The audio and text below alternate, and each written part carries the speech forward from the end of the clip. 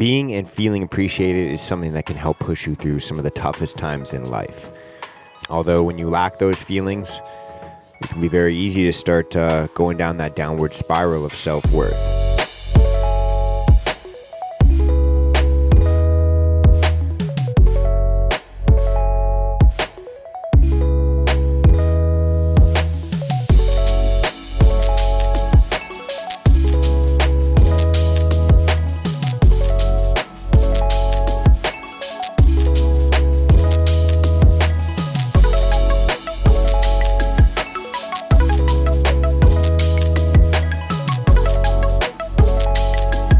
What is going on today? Hope you guys are doing well. Happy Monday morning. Welcome to the Risen Fallen Podcast. I am your host, Mark Hendrickson. If you're brand new to this show, then what you can expect is open and authentic conversations about things like mental health and self-development and how to get your life moving in the right direction if you're not feeling good about where you are right now or the person that you are, where you woke up at, whatever it could be. Just having the confidence knowing that you are getting one step closer to who you'd like to be in the life that you'd like to lead in the future. And so on that note, hope you guys are doing well. Happy Monday morning. I was trying to figure out, if you guys are watching the video version of this, you can see it is freaking bright out today. I was trying to figure out, like the best position for my blinds, but like it's kind of just like lights just right in my eyes. So just kind of drop the blinds a little bit here. And yeah, we're doing well. Hope you guys are doing well as well. And yeah, we're rocking and rolling. Happy Monday morning. Hope everybody is doing well. Hope your weekend went well. And yeah, I just thought I'd come on here today and talk a little bit about appreciation.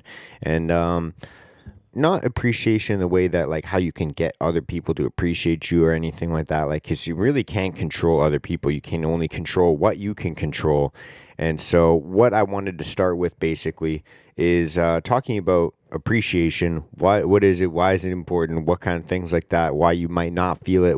I don't know if you guys relate to this or not, but it's just something that's been on my mind this morning. And, I think, for myself, there's been so many times where being appreciated, and when you feel that rush of just like, wow, people actually appreciate what I do. People appreciate the hard work that I put in.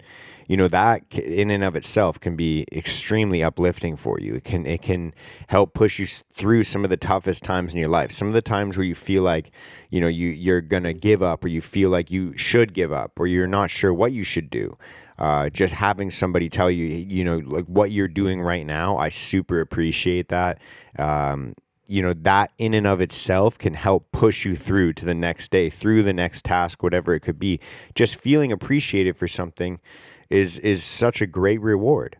When you think about the carrot and the stick type of thing, like being appreciated, feeling appreciated is the ultimate carrot.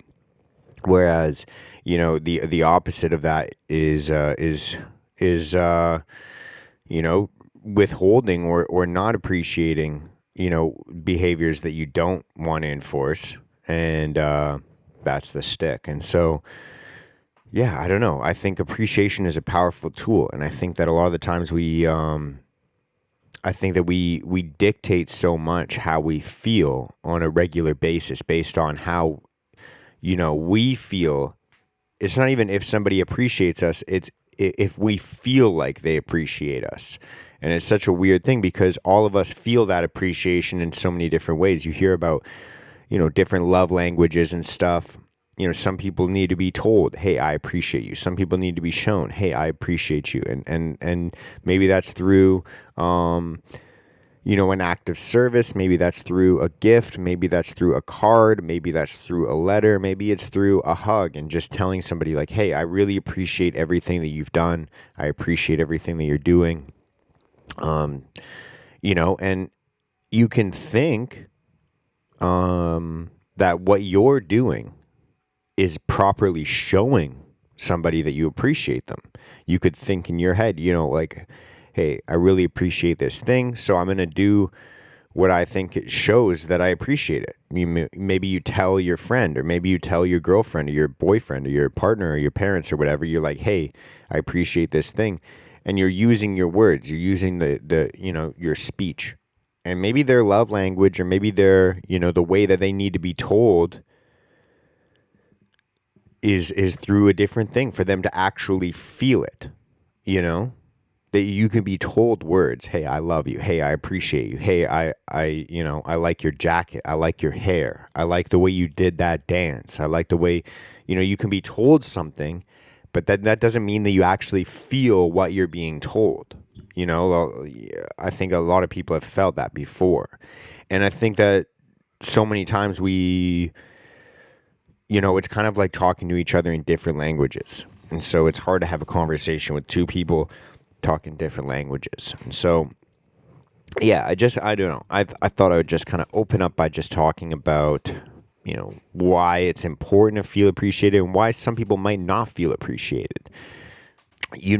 I was like, it's so obvious. It's so blatantly obvious when you feel underappreciated, because I think that a lot of the time what happens is there's two reasons why you're kind of not being appreciated. The first one is so blatantly obvious that it's just like doesn't even really start to go over. I don't know what I'm trying to say right now, but I guess there's two reasons why someone might not feel appreciated. And the first one is so blatantly obvious. It's like, obviously, if you're not feeling appreciated by somebody because of maybe the actions that you're taking or the words that you're saying or whatever it is, and they don't appreciate it, it's probably because you guys have different values, you have different beliefs, you have different, I think values sums it up perfectly. Some people could say like, hey, I really appreciate all of the hard work and hours that you put into your career. And then other people will say, I don't appreciate that. And I would appreciate you being home more and more present and more emotionally, available. And there's two sides to every coin, right? Like there's other aspects of that. Like some people in my line of work, I'm a carpenter, right? I do home renovations. And so some people, want me to just come in and get the work done and get out as fast as possible. They just want it to be done quickly. They want the process to be over, and they want to minimize the amount of work that I'm doing in their home. They'll say things like, "Oh, I'll take care of the cleaning. Is there anything that I can do to help you prep?" Like those types of things.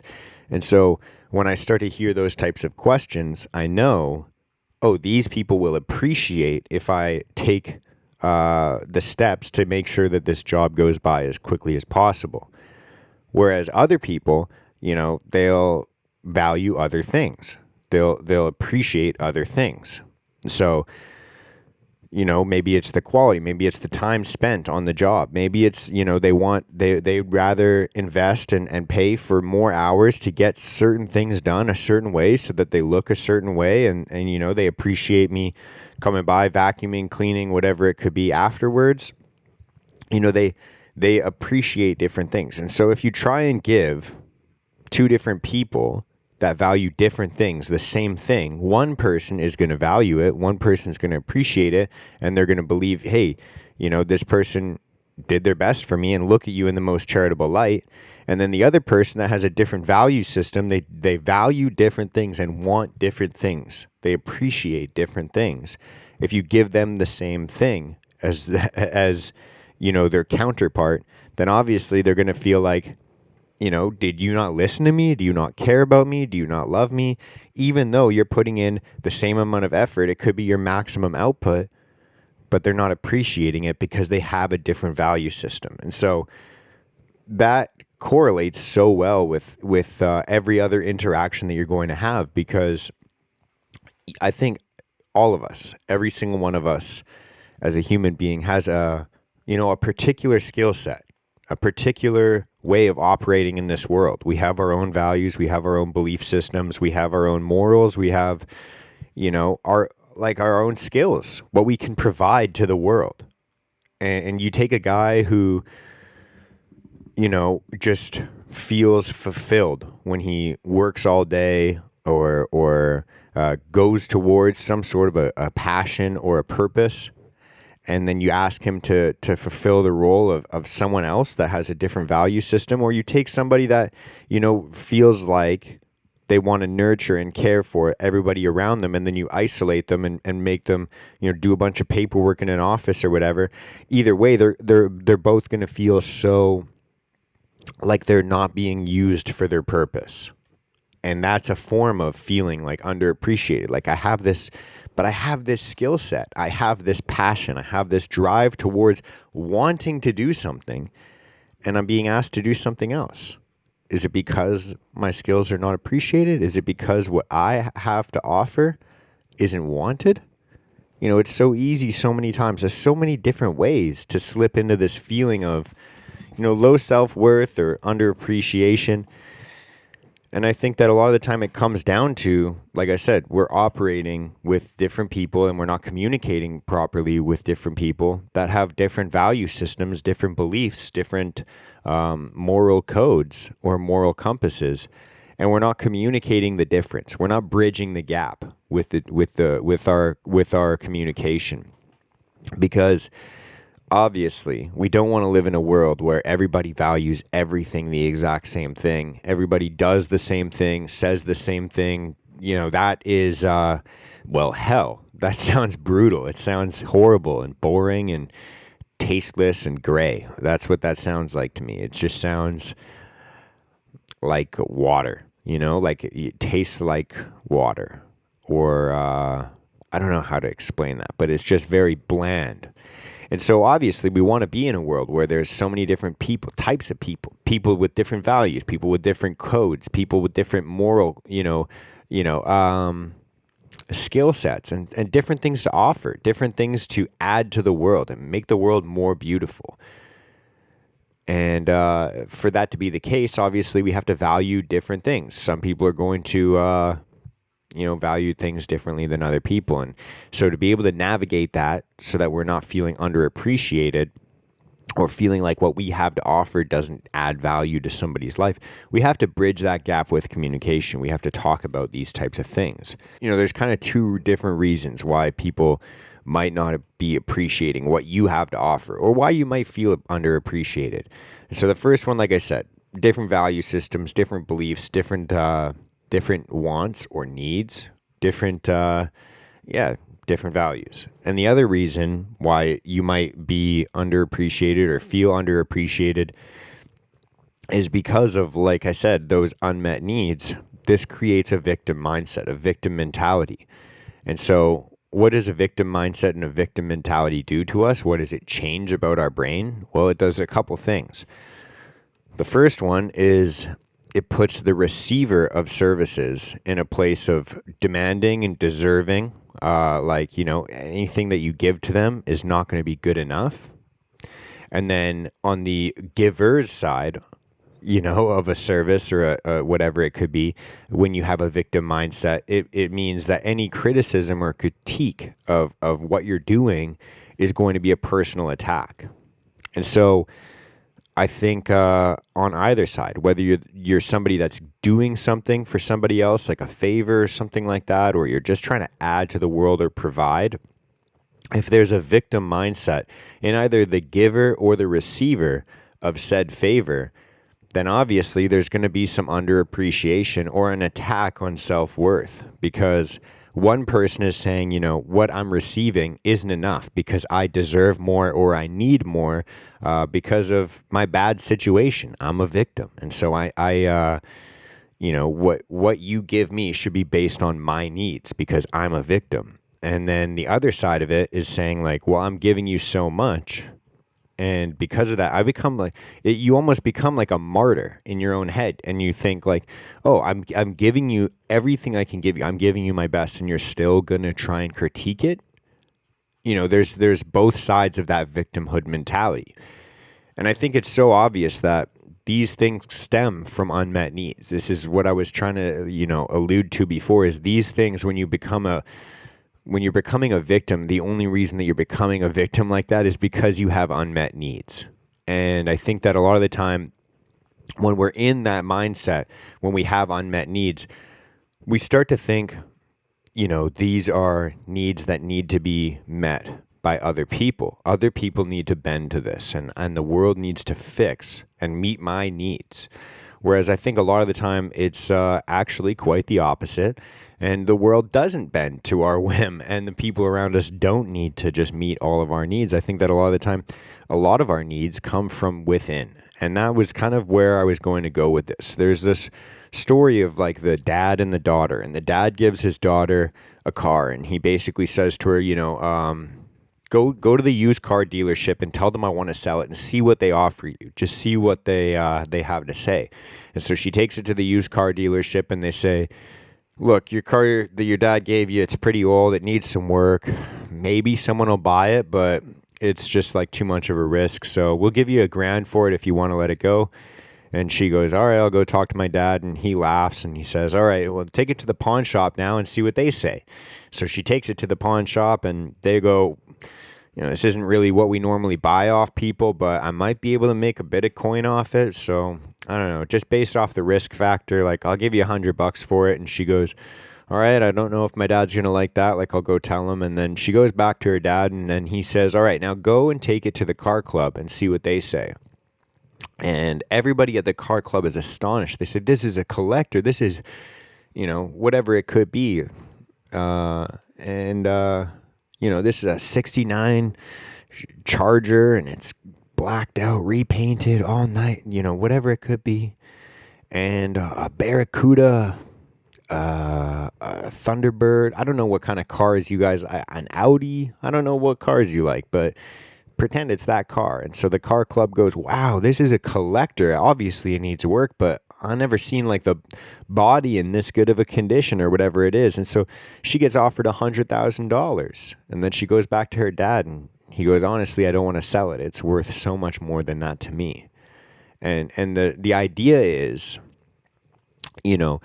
sometimes we have to go to where we are appreciated, where our skill sets and what we have to offer is going to be appreciated. If you go to the wrong crowd, if you're surrounding yourself with the wrong people and you're in the wrong environment, of course, you're going to feel like a square peg in a circular hole. Like it's just going to, or a circle peg in a square hole. I'm not sure how the saying goes, but you're going to feel out of place. You're going to literally feel like you're in the wrong place or like that what you have to offer is completely valueless.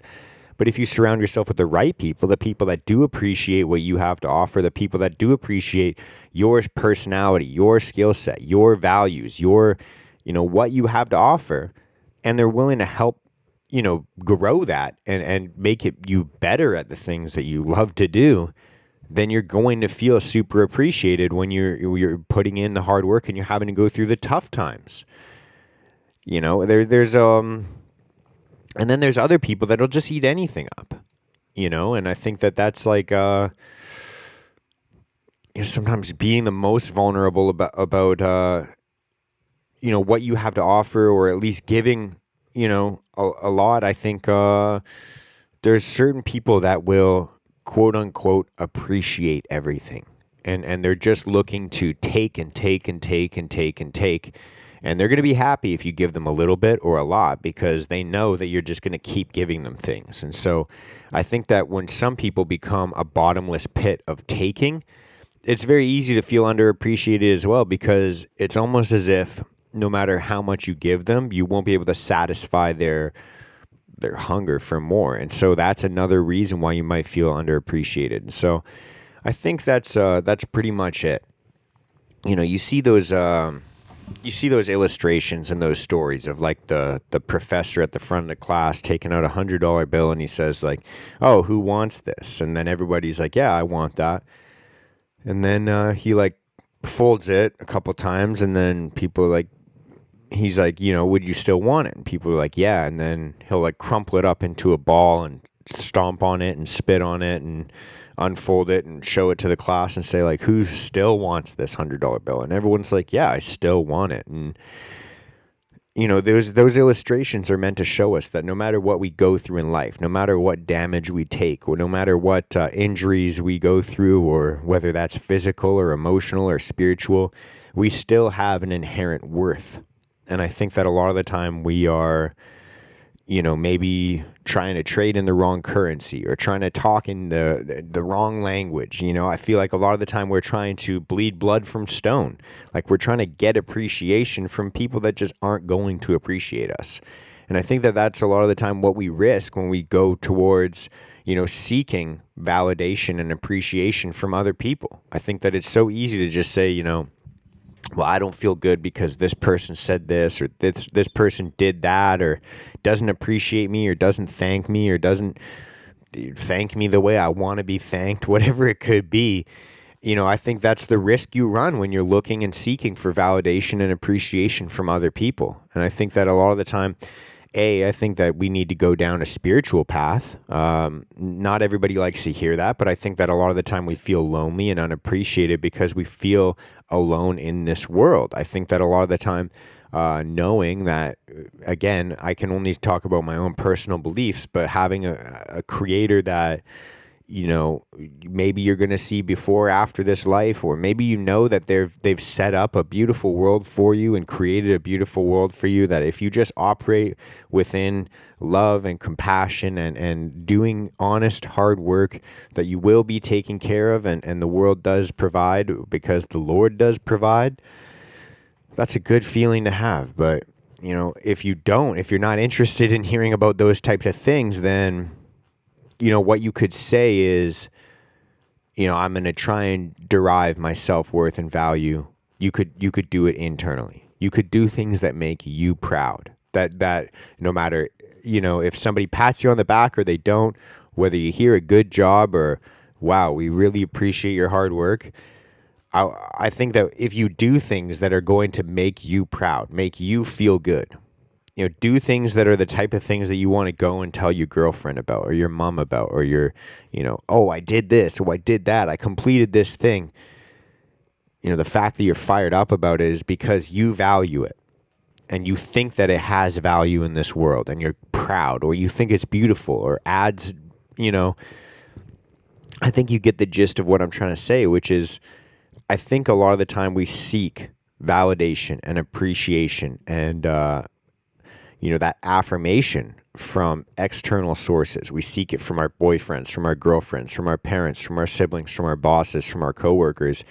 And I think that a lot of the time, if you do a good job, if you work your ass off and you try and do the best job that you can possibly do, you try and create something beautiful, you try and make this world better, you try and fix a problem, if you try and develop a skill that you think adds to this world, if you are doing good, hard work and producing results, something that you value, something that you appreciate, and something that you see a problem in this world, and you're going to start to make a 1% change today to try and solve it. I think that when we do those types of things, it inherently makes us feel good, even to the point where if someone says, I don't like this, what you're doing, I don't appreciate that, you can look at yourself and say, well, I believe this is right. I believe this is just. I believe this is the good thing to do. And it makes me feel good. And so I'm sorry if that sucks for you. Maybe maybe you got to surround yourself with people that do appreciate it, or at least not accept the condemning of chasing your passion or dream. And so I think that that's a beautiful place to wrap this up. Like I said, happy Monday morning. Thank you for spending this time with me. I've been drinking my coffee, and so I got to pee. So on that note, I love you guys. I will see you on Thursday. Much love. Peace out. Have a good week. Bye. Love you all.